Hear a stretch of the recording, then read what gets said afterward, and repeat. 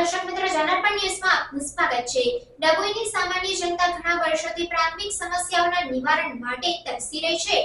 વાત કરીએ તો બધા જ પક્ષના લોકો એકબીજા ઉપર આક્ષેપબાજી કરતા હોય છે, પરંતુ વાત કરીએ તો સામાન્ય જનતાની પરિસ્થિતિ આજે પણ એ જ છે જે પહેલા હતી। સામાન્ય જનતાને શું જોઈએ છે? એક સારો રસ્તો, બીજું પાણીની સુવિધા અને ત્રીજું શૌચાલય। પરંતુ ડભોઈની સામાન્ય જનતા 40 વર્ષથી આના માટે તરસી રહી છે। વેરા બધા જ ભરે છે જ્યારે પોતાની વ્યવસ્થા થાય ત્યારે, કારણ કે મજૂરી કરતા લોકો છે। સફાઈ વેરો, ગટર લાઈન વેરો, પાણી વેરો ભરવો પડે છે। કોઈ સુવિધા ન હોવા છતાં પોતાના ખર્ચે ડંકી નાખી છે, જે પાણીનો ફક્ત વાપરવા માટે ઉપયોગ કરવામાં આવે છે અને પીવાનું પાણી બીજેથી લાવવું પડે છે। નલ સે જલનું શું થયું હશે? ડભોઈની સમસ્યાનો ઉકેલ કોઈ લાવશે કે કેમ, એ તો આવનાર સમય જ બતાવશે। રિપોર્ટર દીપક તડવી। પોલીસ લાઈન પાછળ રહું છું, અમે કિરણ રાઠોડ ફળિયામાં રહું છું પોલીસ લાઈન પાછળ।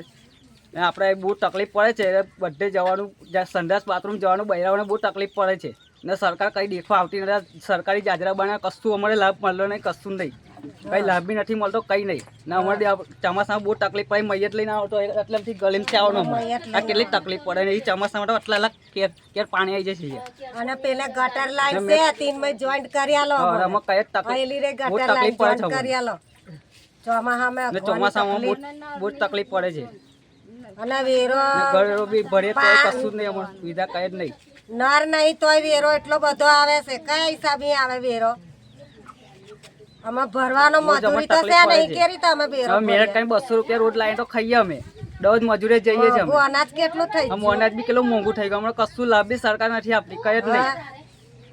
હા, પોલીસ પહેલા પોલીસ લાઈનમાં પાણી ભરવા જતા હતા, હવે પોલીસ વાળાએ વંઢો ચાંદ દીધો, તો હવે પાણી ભરવામાં કઈ જવાનું?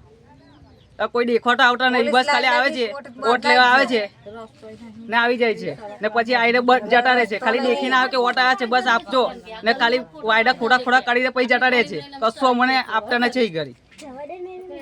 ખોટા વાયદા જ કરે છે કે બસ તમે ખાલી અમે હાલજો વોટ મળે, બસ એવું જ કહે છે ખાલી, કશું કરતા નથી। બાજરા બધું થઈ ગયું અમારે હવે તો અમે જિંદગી પૂરી કરી નાખી, પણ પાછળવાળાનું શું થાય? પરિવારનું શું થાય? આ ખેત માલિક લઈ જ વેચી દીધું, હવે અમારે રહેવાનું કઈ? હે, તો અમારે તો જોવે ને બધું રહેવાનું હરખું। અમારે બધું બંધાઈ જશે બરાબર, તો પછી અમે જવાનું કઈ કરી? આ બધું બંધાઈ જશે તો અમારે તો અઘરું પડી જશે, આફા બી અમારે તો અઘરું પડી ગયા। પોલીસ સ્ટેશને બાંધી દીધું, તો આ બાજુ આ બાંધશે તો અમારે જવાનું કઈ? અમારે જવાની બી પછી કેટલી તકલીફ પડી જાય, જવા આવવાની અમારે કેટલી તકલીફ પડી જાય। હવે બંધાઈ જશે તો અમે જવાનું કઈ કરી? તલાવાડું। શું નામ તમારું? મધુબેન કનુભાઈ રાઠોડિયા। કયા વિસ્તારમાં રહો છો? પોલીસ લાઈન પાછળ। તમને કઈ સમસ્યા છે? અમારે તો ખાર કૂવો પણ નહીં, જાજરા બનાવ્યા હતા તો જાજરા પણ અમારા પૂર દીધા જમીનવાળાએ। હવે ખાર કૂવો તોડી કાઢ્યો, હવે મૈયત લઈ જવાની હોય તો અમારે કે રીતની લઈ જવાની? રસ્તો નહીં અમારો, ગટર લાઈન પણ નહીં, ગટર લાઈનની સુવિધા નથી, પાણીની સુવિધા નથી, નહીં રસ્તાની પણ નહીં, મૈયત લઈ જવી હોય તે પણ નહીં। જીરીકમથી ગલી છે, આ મેન ગલી એની આગળ જઈએ તો એનથી હાકરી ગલી આવે, આજે વેરો પાણી આવી જાય। તમે કેવી રીતના ભરો છો? નર વેરો પણ ભરીએ જ છે ને, પણ અમને શું ખબર પડે એવું કે કેવી રીતના આવે એવું? બધો જ વેરો આવે અમારો, જાજરાનો આવે, નળનો આવે, ડબકોનો આવે, આમ તો જ ભરીએ, પૈસા મળે તો ભરવા જઈએ।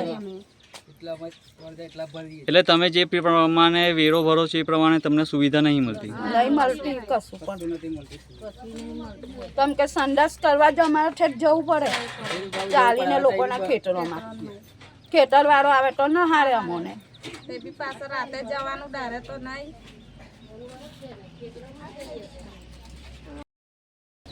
શું નામ છે માસી તમારું? રીનાબેન। કેટલા વર્ષથી આગળ રહો છો? વર્ષો તો કેટલા વર્ષો થઈ ગયા, બધા મરી જ જાય, કોઈ છે નહીં। તમને કઈ તકલીફ છે ડભોઈ તાલુકાની અંદર? મને તકલીફ એટલે બહુ તકલીફ, આ ચોમાસામાં બહુ તકલીફ પડે।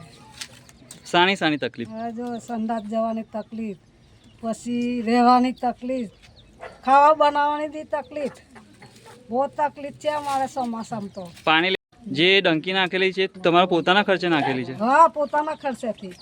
સરકાર તરફથી જે વાત કરવામાં આવે છે કે ઘરે ઘરે અમે નલ સે જલ પહોંચાડ્યું છે, તો તમારા ઘરે કેમ નથી આવ્યું? હવે કશું નહીં પહોંચાડ્યું. પાણીની મોટી સમસ્યા છે. સમાચારોની ઝડપી અપડેટ માટે હમણાં જ જન અર્પણ ન્યૂઝ ચેનલને લાઇક, શેર અને સબસ્ક્રાઇબ કરો.